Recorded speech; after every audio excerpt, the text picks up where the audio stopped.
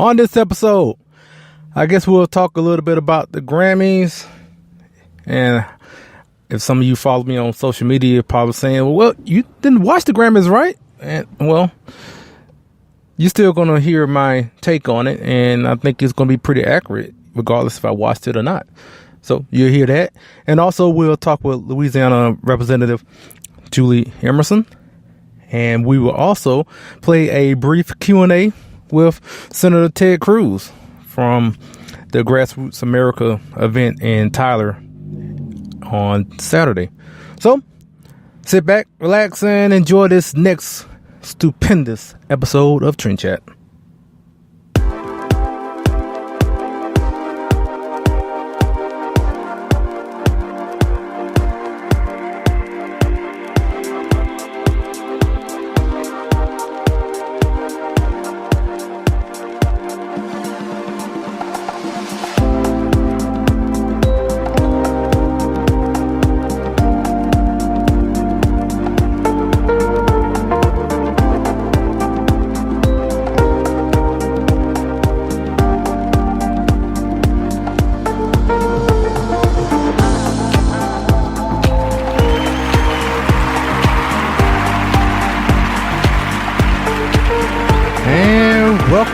Welcome once again to another episode of Trend Chat. I'm your host, Brian Bledsoe.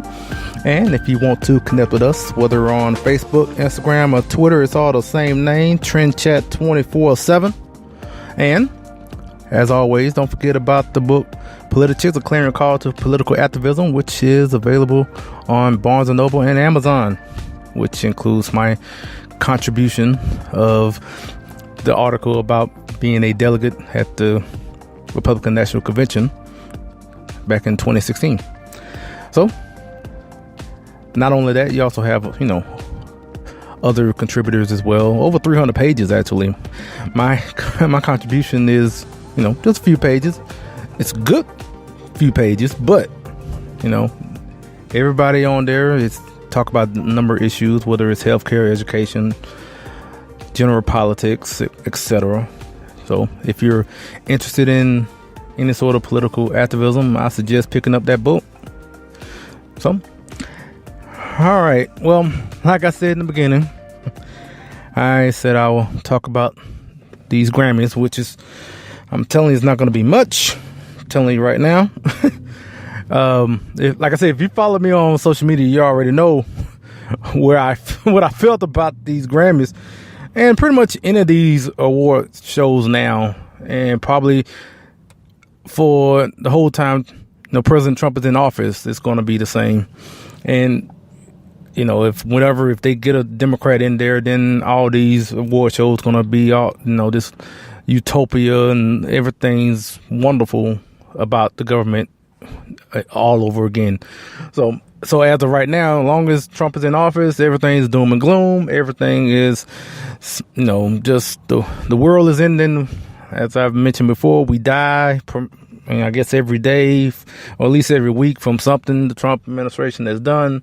So like I said, I guess we're just a bunch of zombies at this point, because the liberals are just so hyperbolic as far as when it comes to any policy of any, regardless of whatever it is. It just, it's always this basically Armageddon. Whenever whenever he speaks, basically, at this point. So, like I said, it's not, all I will say about the Grammys, it was basically, Trump is evil, Trump is racist, the world is falling apart. We need to band together against, I guess in their mind, it's all about banding against Trump and conservatives and Republicans and whatnot. So that's basically what it just all boils down to at basically now. And I think the Grammys were like, 3 hours? I don't know. I really don't care. But to sum it up, it was basically all of what I just said. And for the most part, just a bunch of people just kind of, yeah, it was kind of like that.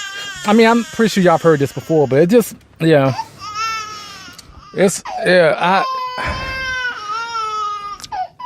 I mean, it got so bad. This crying, just like this, that's what it sounded like during these Grammys, during the Oscars, the Golden Globes. Any award show you're going to hear for the next couple of years is going to be just this droning on, basically sounding of crying for the most part. It just wrapped around in music and poetry, but it's basically just crying. Basically, and speaking of just, crying babies, I guess in one sense you had Hillary Clinton come in and read them a nursery rhyme because she read that book, Fire and Fury. And, kind of, they want to bring Hillary in, that grandmotherly type that she is, to basically tell a nursery rhyme to these crying babies that everything's going to be okay, although I didn't win and I will not go away and I will continue to stay in the public eye as long as y'all want me, and they will keep on trotting her out there as much as they can, because they just can't believe it's been over a year. They still can't believe it.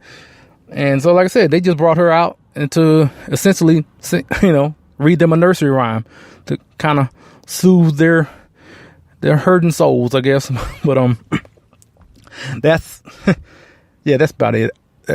Like I said, I didn't watch it at all. I saw some clips, but yeah, like I said on social media, if I really cared about any of their political opinion or Jay-Z's, whatever he what he said about the president and whatnot, if I cared about their political opinion, then maybe I would talk about it. But I don't. I don't care about their opinion. I don't care about Jay-Z's opinion. I don't care about Colin Kaepernick's opinion. I don't care about none of the NFL kneelers' opinions or none of that. So I can care less. So I don't really talk about it that much. As a matter of fact, I feel like I spent too much time now. It's over 5 minutes now, and I feel like I wasted that actually. So anyway, because I definitely want to get on to the interviews with Julie Emerson and play, like I said, this little brief Q&A with Senator Cruz. Now, today is Tuesday, so this is being recorded before the State of the Union, which I'm pretty sure you've already heard from the liberals who are already probably are setting up the next phase of our deaths, I guess. I mean, we're going to die from something President Trump says in this State of the Union. They don't know what it is, but we're already dead. Basically, what they're saying in these press conferences before the State of the Union, that whatever he proposes, it's going to cause instant death. This time, we're going to die for real this time. All the times, yeah, that was for sure. Now, if whatever President Trump says in the State of the Union, we will literally die this time. We will all just be, I guess in their minds, because a lot of them don't believe in heaven or hell or anything like that. I guess we just going to just disappear in the ether or whatever. I don't know. But like I said, that's coming up tonight, and that's what I was just thinking about as far as what their predictions are going to be. Personally, I don't know. I think it's going to be typical Trump in one sense, because this is the first official State of the Union. I know he had I guess you can call it an address to Congress last year, but this is the first official State of the Union. And basically, in a lot of these State of the Union address, whether it's Trump now or Obama in the past, the president gonna put out their agenda for the year. And I'm guessing, one thing that is probably gonna be brought up, it will be immigration, as far as trying to set his agenda for immigration reform. I'm guessing that's going to be a focal point in the address. Probably, I know he's going to talk about how the tax reform is doing for the economy. I'm pretty sure he's going to bring that up. And after that, I'm pretty sure he's going to have some memorable quotes in there. I'm kind of looking forward to it. I'm actually going to a watch party to watch it with a couple other friends. And yeah, I'm pretty sure there's going to be some quotes out of that. That's one thing it's a certainty. It's going to be some quote he's going to say that probably make some Republicans cringe, probably make me cringe maybe, and make the Democrats probably lose their mind. They might pass out. That could be a possibility. I mean, I know some of them decided not to show up, which, okay, so whatever. Trust me, you won't be missed. You didn't show up. Oh well, if you got something better to do, that's fine. If you don't want to show up, fine. I wouldn't force you to go. So, and also, I guess who is going to be in attendance from the people that are not going to be there, but also, the guests that the members of Congress are going to bring and whatnot.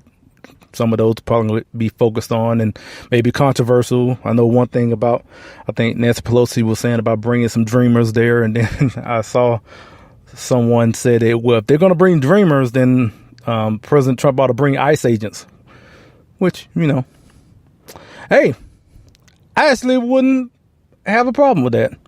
That would be, I don't know. That's just me. That's how I feel about it. I will have the rule of law basically on display right there in front of everybody. As far as, if people are here illegally, that's something that they will have to deal with. And yeah, but I'm pretty sure that none of that is going to happen. But I'm pretty sure those dreamers are going to show up, and who knows, there might be some sort of protest. That might be something that might come out tonight where you might have a reversal, a similar situation as far as what happened with President Obama when what's his name, Wilson.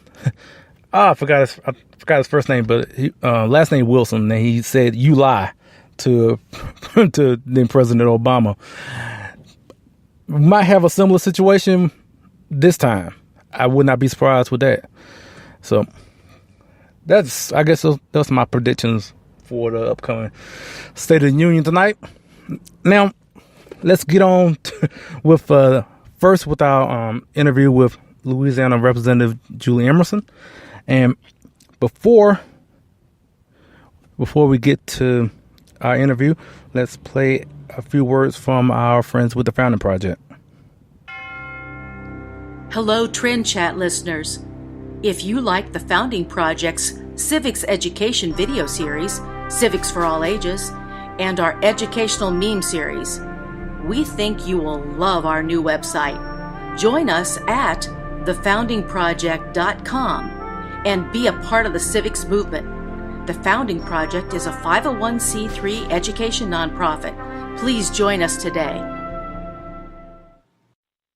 Hello, this is Trend Chat, and we are pleased to have a legislator, but not only a legislator, she is a millennial legislator, as it says in their Twitter profile. She is listed on Red Alert Politics 30 under 30, and she's also a member of the Southern Baptist Theological Seminary and the youngest member on the Board of Trustees.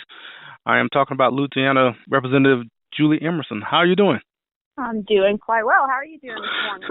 Pretty good. I'm guessing you've heard this question a lot in the past, month or so, because you did a video talking about millennials voting GOP. First, I want to ask you, what was the inspiration to make that video, and what's the response been? Sure. Well, thanks for having me on. I appreciate it. Honestly, for the past couple of years, clearly I am a millennial, and I'm the youngest member of the Louisiana legislature, so we talk a lot about attracting young people just to the overall government process, but then also within the conservative movement. And a few months ago, I decided to run for party chairman for the Republican Party of Louisiana.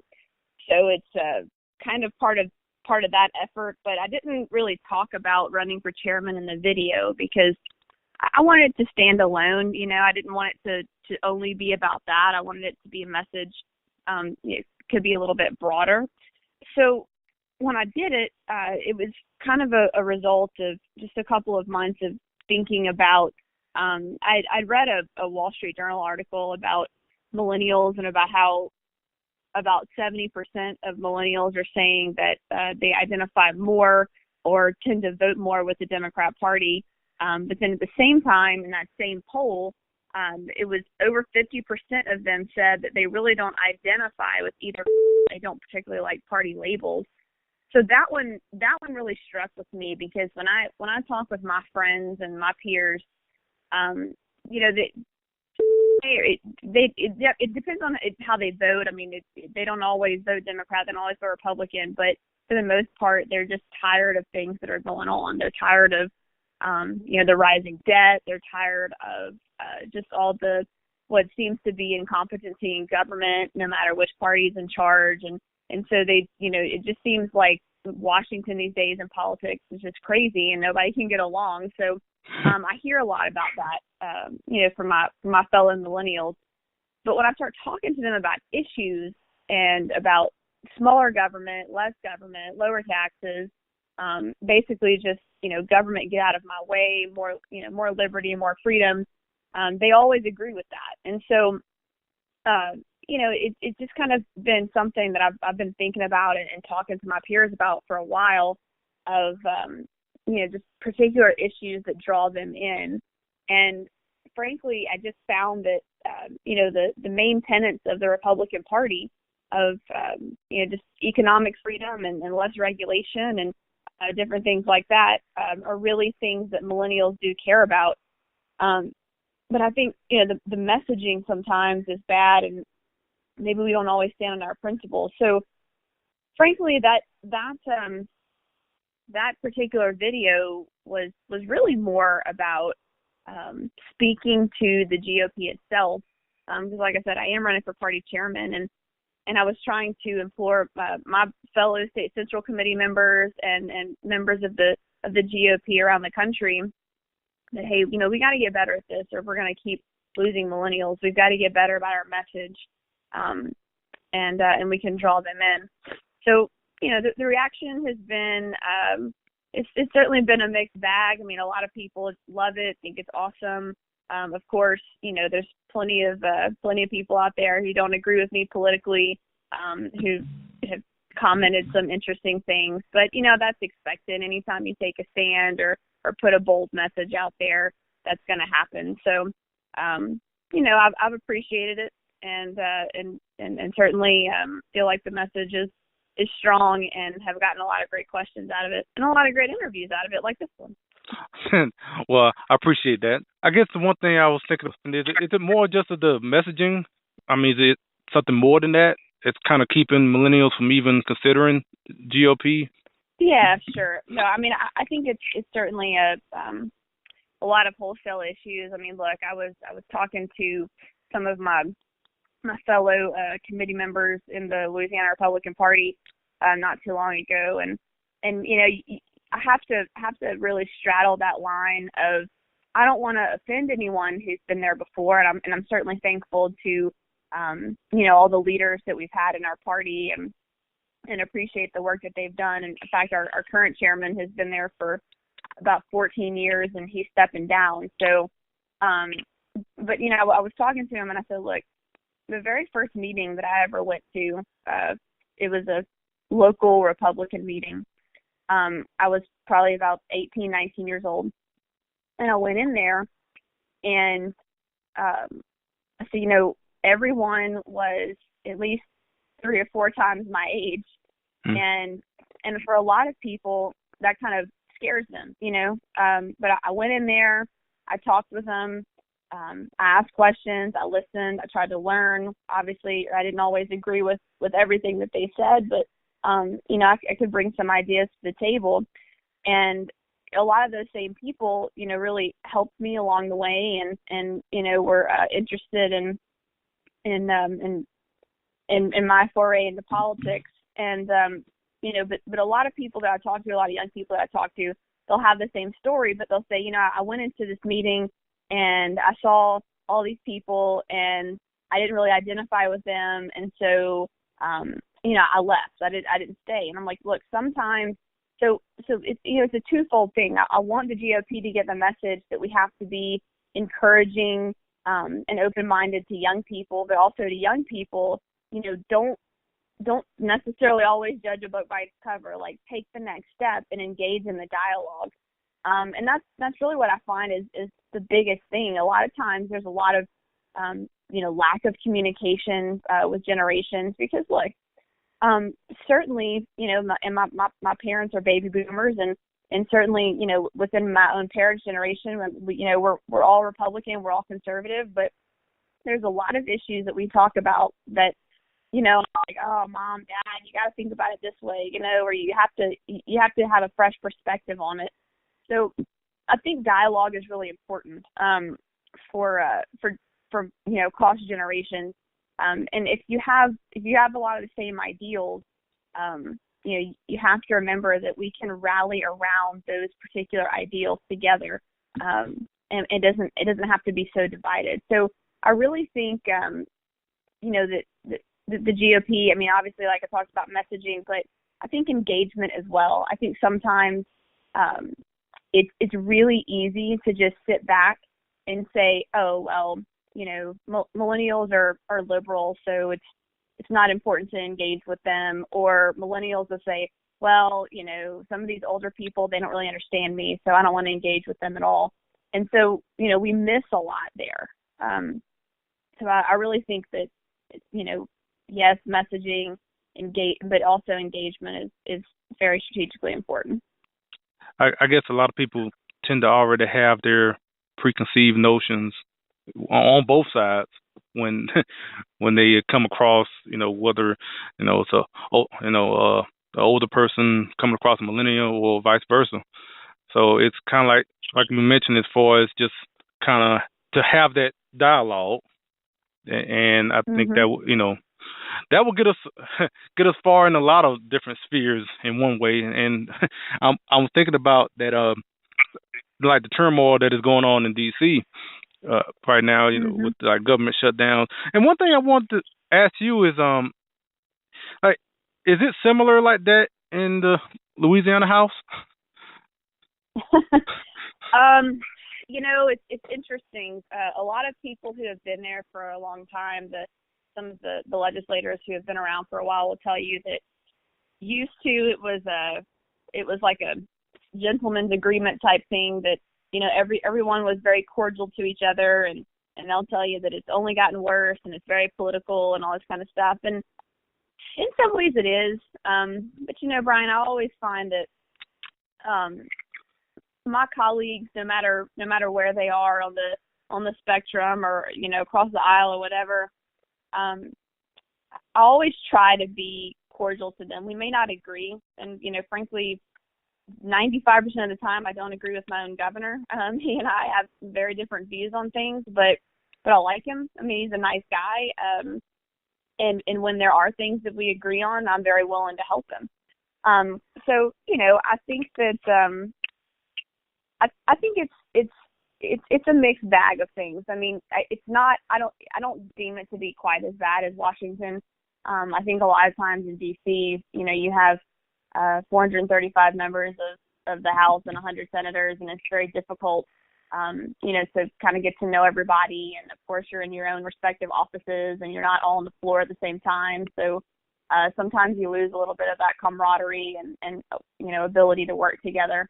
In the Louisiana House, we don't have offices. We only have desks on the floor of the House, so we all have to sit there and look at each other all the time. So you might as well learn to get along. But yeah, I mean, last session we had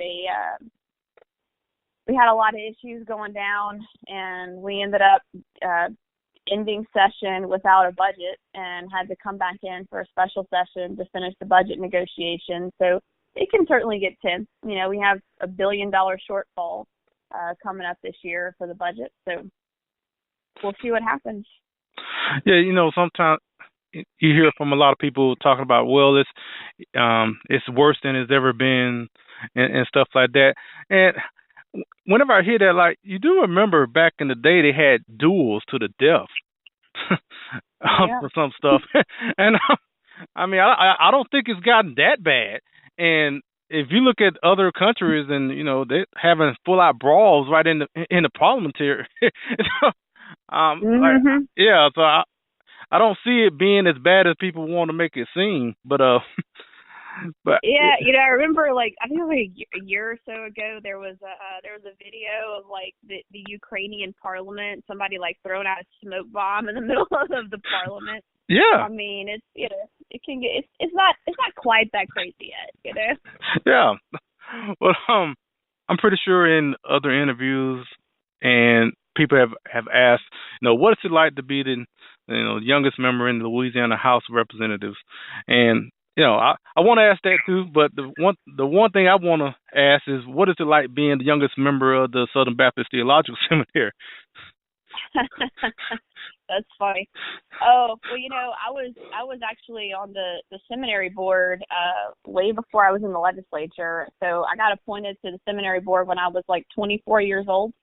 So that was very interesting. But it's great. I've made a lot of friends there. And it's certainly, not only am I the youngest female, but there are 40 the youngest member, but there are 40 members.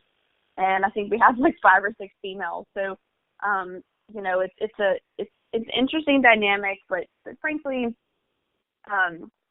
it's awesome. I've learned a lot from a lot of those guys. You have certainly a lot of retired pastors who are on the board, and they just, they have so much wisdom. And I've always been a person that, we have a culture now where people kind of get mad about being the only female somewhere or the youngest person somewhere, and I see it as an honor and a privilege, and I just try to, every now and then, in all scenarios, when you're a young person, you may get a little bit of backlash of certain people not listening to you and that kind of thing, but frankly, for the most part, I think that kind of points out their own insecurities sometimes.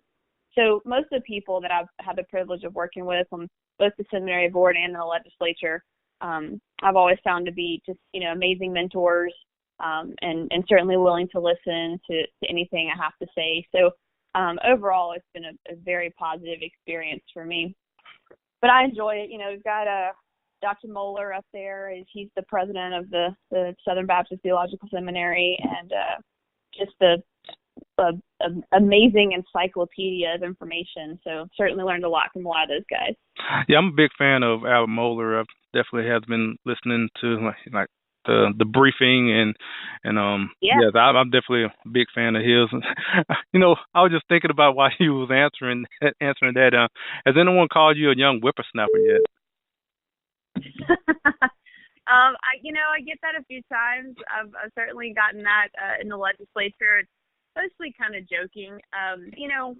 Being the youngest person in the legislature, I certainly, get that question a lot, but I'm going to tell you, I've had a few instances of issues of, being frustrated about people, treating me differently because I'm so young. But to be honest with you, I think especially when you are a member, and I can't really speak for staffers and just the different ways that they're treated. I mean, I certainly treat all the staffers very kindly, but I think, a lot of times when you're an actual member, you have a vote just like everybody else. And people, they've got to treat you with respect because sometimes they're trying to win your vote on a bill, But I was very careful my first year or two in the legislature, just to make sure that I was respectful.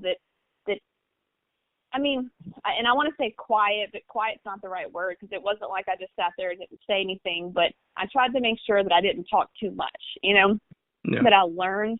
And when I had something to say, I made it count, and I didn't waste time and just, talk to hear myself talk, basically.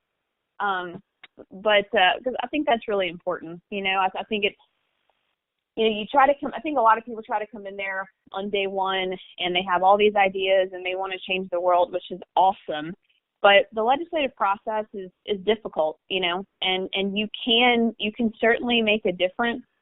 But it's tough sometimes when you come in there and, you file 75 bills your first session, and you don't really know your colleagues very well, and you don't know how to, try to win them over on particular issues. And so, sometimes you burn a lot of bridges from the start.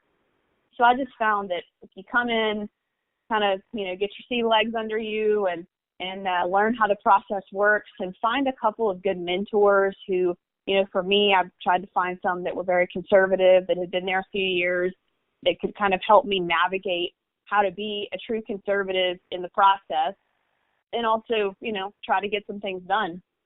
So I had a lot of people that really, took me under their wing and helped me out my first couple of years. And, now I'm able to get some stuff done and really try to make a difference.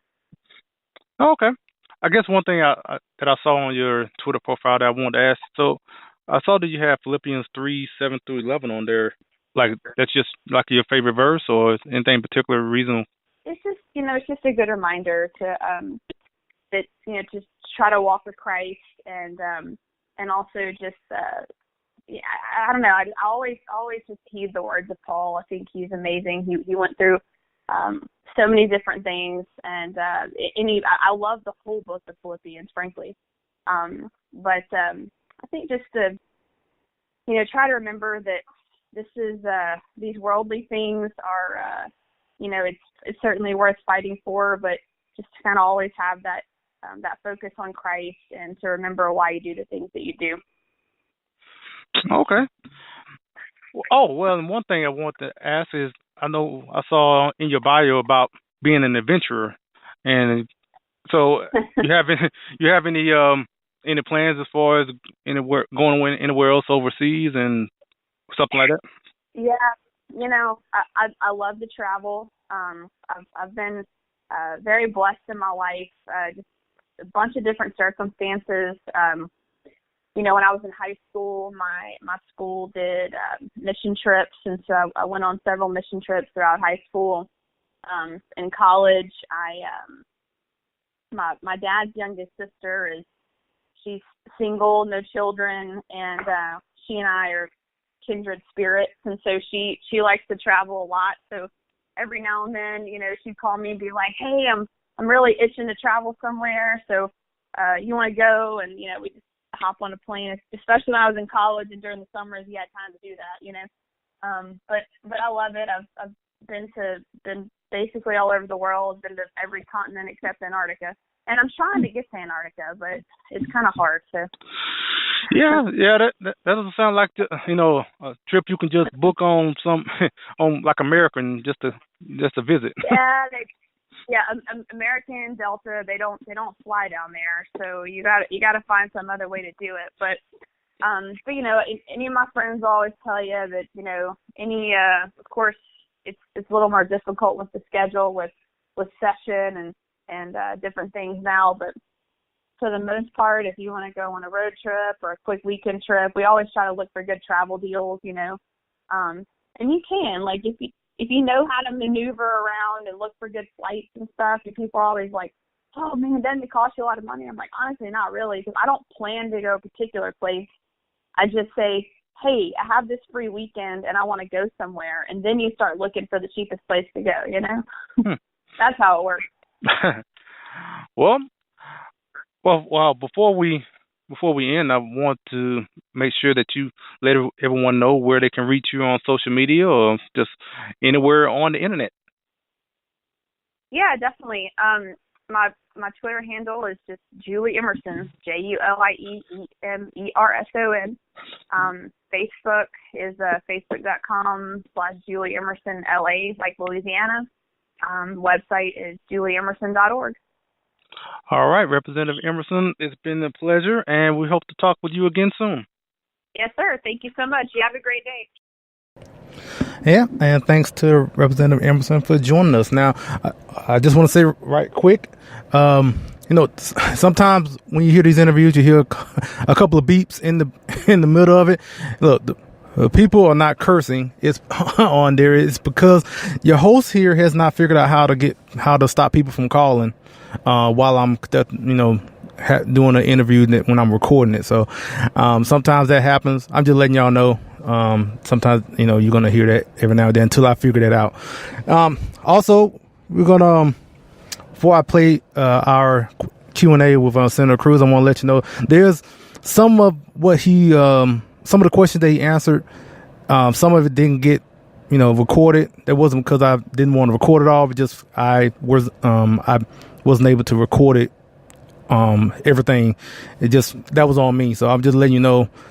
If you want to hear everything, it's on there's one question about immigration after my question that was asked, but you're not going to hear it because I didn't get the whole answer. But the TylerPaper.com, I think they have that exchange as far as that question. Just want to mention that. So before we get there, play one more word from our friends with the Founding Project. Hello to fans of Trend Chat and Brian Bledsoe. The Founding Project, an education nonprofit dedicated to civics, invites you to visit our brand new website. Visit us at thefoundingproject.com. Be a part of the civics movement with the Founding Project. The Founding Project is a 501c3 education nonprofit. Please join us today.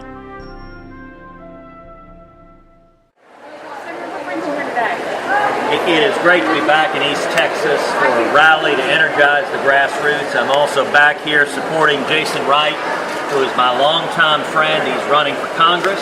He's going to make a strong, principled, conservative congressman that the men and women of Texas can trust to be a true conservative, to be a fighter, to put the interests of the hardworking men and women of Texas ahead of all the party bosses, all of the swamp that is Washington.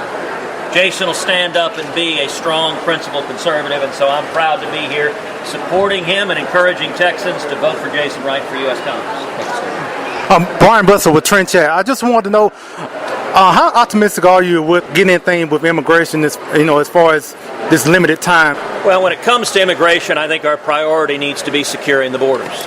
We have for far too long had a border that isn't secured. And in an era where we've got radical Islamic terrorism, we've got MS-13 and drug cartels trafficking across the border, bringing opioids into the country, trafficking little boys, little girls, and human trafficking, it is long past time to finally secure the border. Now, what does that mean? That means a wall, yes, and I've long supported a wall. We need to build the wall now. But it also means more technology. It means more fixed wing and rotary wing aircraft. It means boots on the ground. It means utilizing the tools we have to fix the problem. And critically, it means passing common sense legislation like Kate's Law. I am the author of Kate's Law, introduced it in the United States Senate. Kate's Law provides that aggravated felons who repeatedly and illegally enter this country would face a mandatory minimum prison sentence.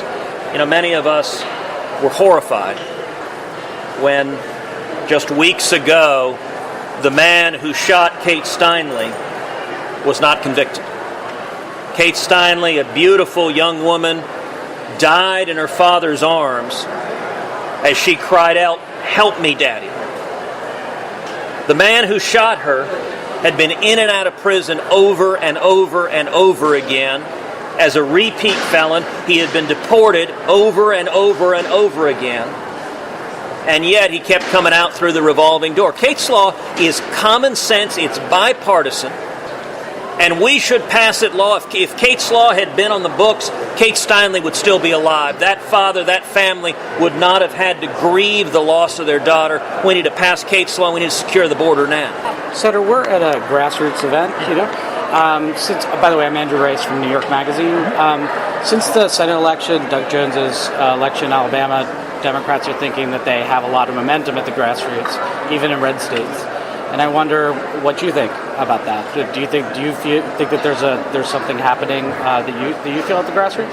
There's no doubt there's an enormous amount of volatility in politics right now, and we see the country polarized.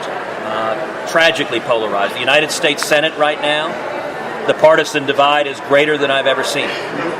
And the reason is Washington Democrats are united in absolute opposition to everything being done in Washington. They're being driven by the grassroots. They're being driven by their far-left base, who are enraged, who hate the president, and who are demanding of Senate Democrats oppose, obstruct, filibuster, resist. You know, just a month ago, we passed historic tax cuts. Tax cuts that we've seen are benefiting millions of Americans right now, giving them bonuses and wage increases and investment, generating economic growth. Historically, tax cuts have been a bipartisan affair. If you look back when Ronald Reagan was president in 81 and 86, those massive tax cuts were passed with Tip O'Neill, a Democrat, as Speaker of the House. The 81 Reagan tax cut, the person who carried it in the House of Representatives was then a conservative Democrat by the name of Phil Gramm. In the Senate in 1986, one of the lead champions for Reagan's tax cuts was then a liberal Democrat from New Jersey named Bill Bradley. That has long been, although Republicans and Democrats disagree on some issues, tax cuts have been an issue we could work together. In December, when we passed historic tax cuts, not a single Democrat in the United States House voted to cut your taxes. Not a single Democrat in the Senate voted to cut your taxes. Every single one of them. That is, unfortunately, the manifestation of their far-left base that is so angry that they will not allow Washington Democrats ever to work with the other side. I think that's a mistake. You know, I was watching a Sunday show recently where Bernie Sanders was on TV, and Bernie was asked, this tax bill cuts taxes for millions of middle-class families. Isn't that a good thing? And Bernie responded, absolutely it's a good thing, but it should have been permanent. It's wrong that it wasn't permanent. Now, I watched that. I immediately took what Bernie said, tweeted it out, and said, Bernie, I agree. I agree. Let's make it permanent today. I've drafted legislation to do that. Join me. I guarantee you, the two of us together, if we stand together, we can make the middle-class tax cuts permanent right here, right now. Well, it's been several weeks since I tweeted that out, since I filed that legislation. And you will note on that legislation that following, introduced by Mr. Cruz, you don't find on the legislation and Mr. Sanders. We've heard nothing but crickets chirping. I think the reason is simple. Their base. We saw a shutdown last weekend, the Schumer shutdown. That's a manifestation of their base's extreme anger. Now, what does that mean for the country? What does that mean for 2018? I've said many times, the left is going to show up. They're angry and they're going to show up. 2018 is a turnout election. I think we have the potential to pick up 3, 4, 5, 6 Senate seats. If we can turn out conservatives, if we can turn out Reagan Democrats, working class steel workers and truck drivers and plumbers and mechanics and cops and firefighters, men and women with calluses on their hand, if we can turn out the working men and women of this country, we can have a terrific election year. On the other hand, if the grassroots stay home, if the working men and women of this country stay home, 2018 could be a terrible election year. So it all comes down to turnout. Jason, what does it mean to have the senator's endorsement? It means everything, because this is someone that I supported from the very first day that I learned he was running for the United States Senate. And I've had the absolute pleasure of not only getting to support him as a volunteer and as a grassroots activist, but then also be on his staff for 5 years, working his hard work, watching him take on Washington, D.C. in ways that not any other politician in my lifetime since Ronald Reagan has. So it's one of the greatest honors of my life. And the way I look at it is his endorsement is more like a job reference. I've been with him. I've watched him. I've done what I've always told people is play a very small supporting role in his very big work. And so it's one of the greatest honors of my life, to say the least. All right, thank you very much, guys. Yep, and there it is.